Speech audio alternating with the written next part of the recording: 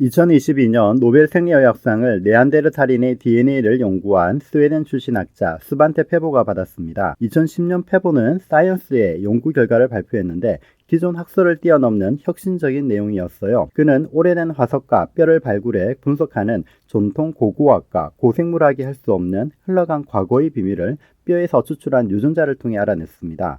네안데르탈인, 데니소바인 같이 지금은 사라진 고위생 인류는 우리에게 어떤 사실을 알려주었을까요?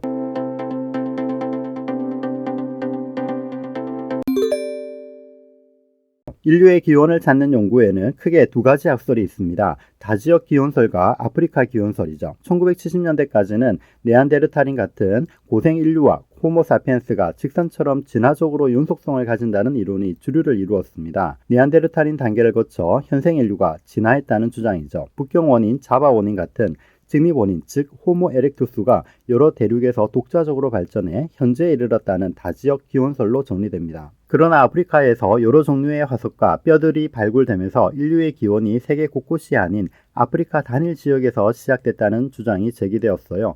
1987년 과학학술지 네이처에 논문이 발표되었죠. 미토콘드리아 이브라고 알려진 이 연구는 사람 세포 안에 있는 미토콘드리아 유전자를 분석한 것입니다. 핵 속에 있는 길고 복잡한 DNA와 달리 미토콘드리아 DNA는 짧고 단순해서 연구하기에 수월했습니다. 미토콘드리아 이브설은 인류의 기원이 20만 년 전 동아프리카에서 살았던 한 여성에서 기원했다고 주장하죠.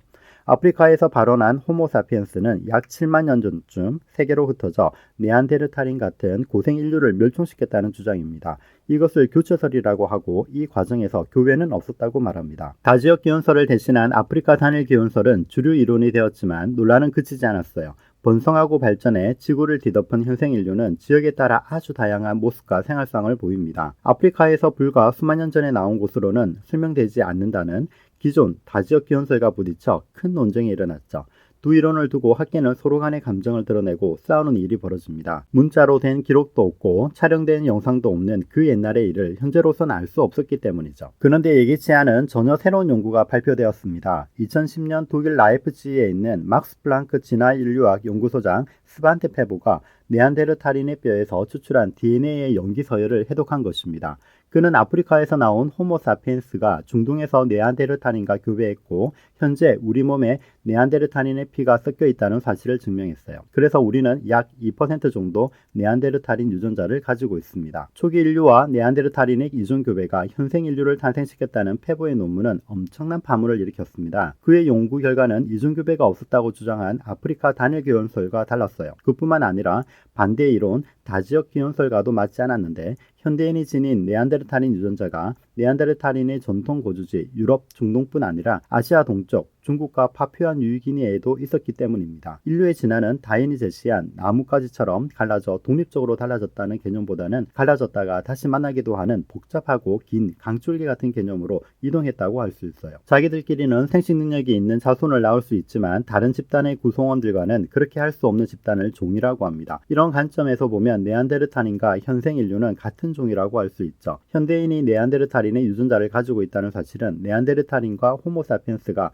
같은 종이었다는 말이 됩니다. 기후변화 같은 환경의 변화로 어쩔 수 없이 아프리카를 떠난 현생 인류는 초기에는 중동에 이미 거주하던 네안데르탈인을 만나 교배에 피가 섞였어요. 시간이 흘러 5만 년 전부터는 호모사피엔스가 우수해졌고 네안데르탈인이 차차 사라지고 맙니다. 놀랍게도 호모사피엔스보다 큰 머리와 단단한 근육질을 가져 힘이 강했던 네안데르탈인을 호모사피엔스가 어떻게 멸종시킬 수 있었을까요? 사피엔스의 작가로 널리 알려진 유발 하라리는 호모사피엔스의 뇌에는 인지혁명이 있었다고 말했습니다. 네안데르탈인과 달리 사피엔스는 신의 존재 같은 가상의 개념, 즉 픽션을 창작할 수 있었다는 것이죠. 신과 신화라는 픽션을 만들고 그것을 통해 서로 협력했다고 주장했어요. 개별적으로는 네안데르탈인의 육체적인 힘이 강했지만 소규모 집단의 몸은 네안데르탈인과 달리 가상의 존재를 믿고 공유한 호모사피엔스가 대규모 협력을 일으켜 싸울 수 있어서 생존 경쟁에 승리했다는 말입니다. 반면 스반테 페보는 무기의 발명으로 가능했다고 말했어요. 네안데르탈인은 주로 창을 가지고 무기로 사용했음에 반해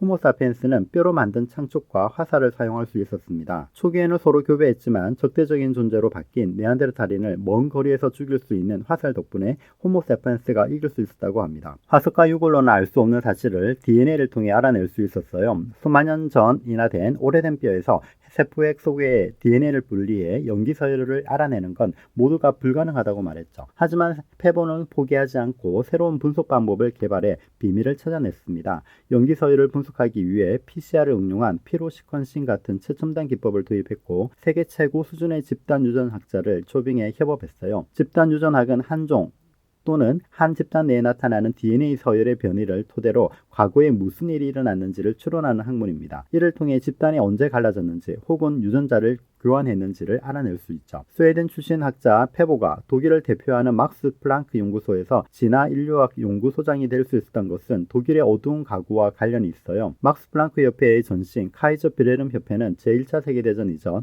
1911년에 창설되었습니다. 협회는 독일이 과학에서 앞서가던 시절 활약한 알베르트 아인슈타인, 막스 플랑크, 베르너 하이젠베르크 같은 최고의 과학자들을 위한 연구소를 세우고 지원했습니다. 그러나 나치가 권력을 잡으면서 카이저 비레름 협회는 독일이 전쟁을 수행하기 위한 무기 개발을 도왔죠. 그뿐만 아니라 인류학, 인간 유전학, 우생학 연구를 통해 사이비 인종과학을 도입해 전쟁 범죄에 적극적으로 가담했어요. 인종 차별을 주장한 우생학을 통해 대량 학살을 일으킨 폴란드 아우슈비츠의 비극을 이론적으로 제공한 것입니다. 어두운 과거 때문에 1946년 창설된 막스 플랑크 협회는 인류학 연구를 일부러 회피했어요. 이후 수십 년간 독일의 인류학은 퇴보했고 가장 취약한 학문 분야가 되었죠. 독일인이 직접적으로 연구하기 꺼려한 인류학 분야를 협회는 외국인에게 맡기게 되었는데 적임자가 스웨덴의 스반테 페보였던 것입니다. 페보는 라이프치히에서 전 세계의 타고난 인재를 영입해 연구에 집중할 수 있었죠. 새로운 학문, 분자 유전학의 발달로 태고의 비밀이 벗겨지고 있습니다. 그와 함께 새로운 이론도 나오고 있죠. 동굴이나 땅속에서 발굴된 뼈 조각 한 점, 어금니 하나는 박물관에 전시되는 걸 뛰어넘어